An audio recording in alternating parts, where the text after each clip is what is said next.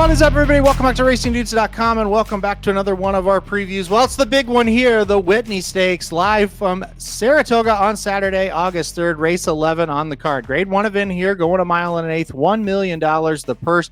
We have been way used to getting 4 or 5, well, not 4, 5 or 6 horses in the Whitney, maybe 8. 12 will line up this year. I love it. I love that we get 12 horses. Let's go through them one by one. Let's see what we could figure out. All right. Well, I know the person editing this video will be very happy that the number 1 post time is entered into the Whitney Stakes. Magic is a huge, or should I say Curtis Kalleward from FanDuel TV is a huge fan of the number 1 post time. Post time second last time out in the Met Mile. He was also second in the Westchester, won the Carter at 3 races back. So he has moved away from that Laurel Park scene and has been just fine on this New York circuit. However, very tough race today, stretching out a distance to a mile and an eighth. For the first time, a mile has been the longest this horse has been. Kind of has a pedigree that says it's going to be okay. I don't love the post position. That's going to be tough with 11 horses to the outside, but should be a lot of pace, coming in, and maybe post time can close up and make a nice run here. It'll be interesting to see what happens with post time. There's crazier long shots you could play. I totally would say that. He's a classy horse. He will come running at the end. Number 2 is Disarm. This horse was a no-show last time out in the Stephen Foster. He had a quarter crack in that last race. He had a foot problem. He was wearing a bar shoe. So we'll see how kind of monitor what the equipment is on Saturday. But I think he'll run better. I kind of forgive him for that race. He just didn't show up. He's better than that. His best race, I think, probably was the Travers last year where he was second, only beaten a length by Arcangelo. If he can show up in that kind of race, he's got a chance to hit the board for sure. So I said post time at 20-1. Hey, he makes sense. Disarm also makes sense at 15-1. I think he's going to bounce back with a pretty big race. Number 3 is National Treasure, the post time favorite at 9-5. Look, I'm going to make it really, really simple for you and just go on to the next one. If he runs the type of race he ran in the Pegasus or even at Saudi or the Met Mile or even the Breeders' Cup Mile of last year, I think he's better than these horses. I think those last 4 races of his, starting with the Dirt Mile last year there at the Breeders' Cup, I think he's just better. So National Treasure for me, I like this horse quite a bit. I think it'll be really tough to beat. Now, if he runs back to some of those races as a 3-year-old where he was just okay, he'll get beat here. But, I think Bob Baffert chips him here because he's ready to roll. I think he'll run a big one. Number 4 is Warrior Johnny. Warrior Johnny coming off a 4-length allowance win at Saratoga. He looked really good. He looked really, really, really good in that last race here at Saratoga. Obviously, it was a mile and an eighth, but it was an allowance. So now you got to step up. I don't know. It's going to be tough this time out. The class is a big jump up. I kind of like the 1 and the 2 better for long shots than the 4. But, if you're going to play hey, he likes the track angle, can't argue it. He looked pretty good last time out. Number 5 is First Mission. Speaking of looking good last time out, can't say it about First Mission. He was not good at 4-5 last time out, beaten 3 1/4 lengths in the Stephen Foster, finishing off the board. Look, his race 2 back was pretty good. Nice Ali Sheba win. The Essex at Oaklawn 3 races back, another nice win. And then he was beaten badly in the Pegasus World Cup.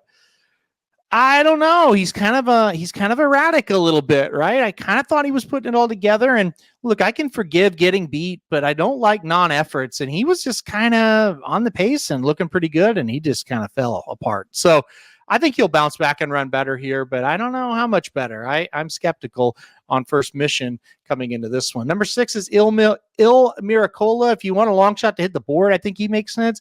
If you want a horse to win, I'm not quite sure. I do think he'll get out of the gate well, set a nice trip.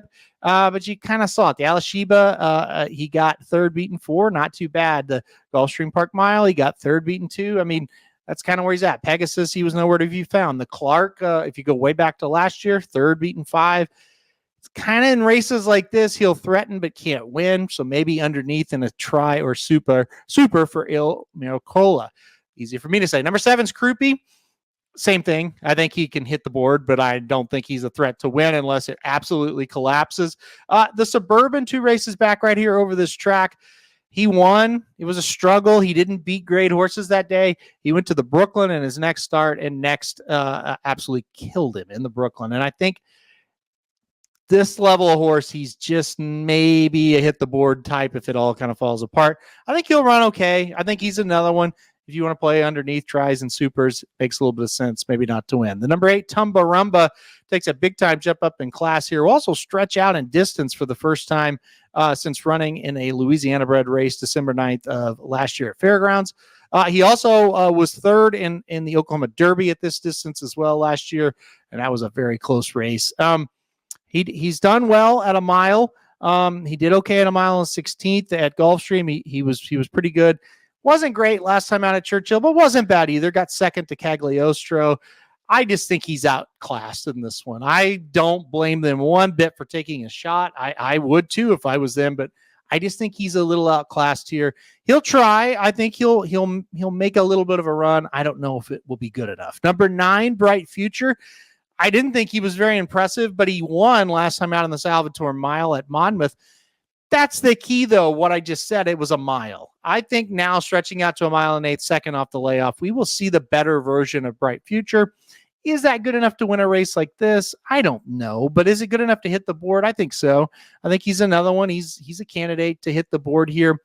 I'm probably going to play against him in tries and supers because he's 5-1 versus post time that's 20-1, disarm that's 15-1, a croupie that's 15-1. I think they're about equal to hit the board percentage-wise. At least that's my opinion. So I'll give me a little bit of the bigger prices. But if he gets third, I'm not going to be shocked in this race whatsoever. Number 10 is Skippy Longstocking. I think Skippy Longstocking's absolute best race can win. Now, he's kind of inconsistent as well. We haven't seen it a whole lot. The race 2 back at Oaklawn in the Oaklawn Handicap, if he runs that type of race, he's got a big shot in this. The Stephen Foster was just okay.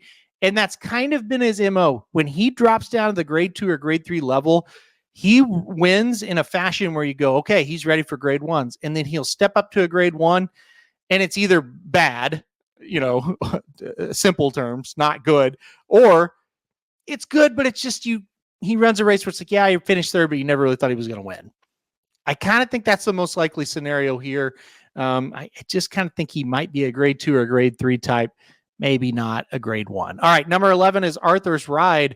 He's a Jekyll and Hyde, isn't he? I mean, his first race of the year, unbelievably well. His second race of the year, unbelievably terrible. And then his third race of the year, unbelievably well. All those were in allowances. So this will be his first try against Stakes Company.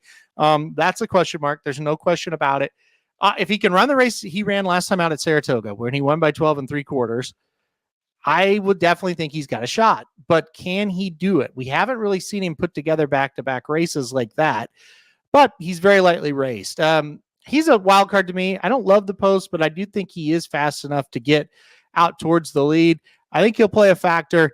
He's kind of the mystery to me. I could go either way on him. And then finally, number 12, Charge It, I have no interest in.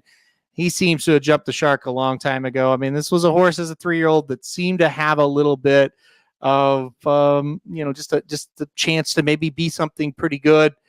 He just hasn't developed. He's 30-1. Who really could have ever guessed you'd see Charge It at that price? But he probably deserves to be. No show last time out at Churchill, third in the Westchester. That's his 2 races this year. He's just not good enough, in my opinion. All right. Well, you can probably tell I do like number 3, National Treasure on top. Look, I don't think the pace is going to bother him. I'm not worried about that. I think kind of the worry is he's run 4 really good races in a row. When does he kind of bounce? And it could be this race. It could never happen. That's the thing. With Baffert, a lot of these horses, they just can produce these races over and over and over that are very good. So, look, if the pace does get crazy, you saw him rate off the pace in the Pegasus World Cup. I think he can do that again. And look, I'm just not in the business of thinking, well, this is the day the wheels fall off. I mean, the Met Mile I thought was amazing. And I think his mile and 8th races have been damn good. I thought the Pegasus was one of the best races of the year. He went over to Saudi and ran 4th, only got beaten a length and a half. How the hell, I thought he ran good. So I'm going to go with him. I think if he runs that type of race, I think what this is a National Treasure horse that if he runs his A race, he's just better than a bunch of good, not greats. Now, if he doesn't run well, I probably am not going to get the winner anyway because it becomes a wide open affair. I kind of handicap this as like, okay, if National Treasure's out, where would you go? I kept landing on Post Time. I thought, well, Post Time might be the horse to go to because of the price of 20-1, and he looks a lot similar to everybody else. So that just kind of shows you if National Treasure doesn't show up, I think it's going to be pretty wild. But I think he's going to show up. Give me number 3, National Treasure, on top in the Whitney. All right, guys, thanks everybody for watching this video. Hit that like button if you like it. Hit subscribe. You really like it. Want to get alerted anytime we do videos like this. Go over to racingdudes.com. We got you covered for all the free picks, all the premium picks, and everything in between. All right, guys, thanks everybody for watching, and good luck if you're playing Saratoga on Saturday.